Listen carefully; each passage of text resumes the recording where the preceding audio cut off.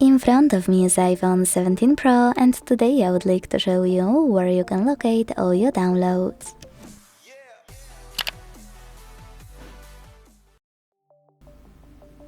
Before we begin, a quick disclaimer.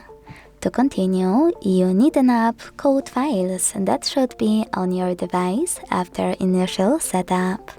But if you deleted it at any point, go into App Store, type in Files and download it from Apple developer. So now, with Files app, we can finally begin. Start by opening it and selecting Browse at the bottom right corner. Now select the Download section here to access all of your downloaded files.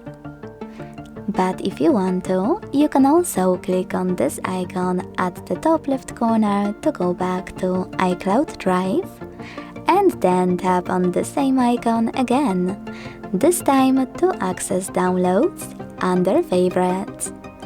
Thanks so much for watching. If you enjoyed this video, leave a like, comment and subscribe. Bye!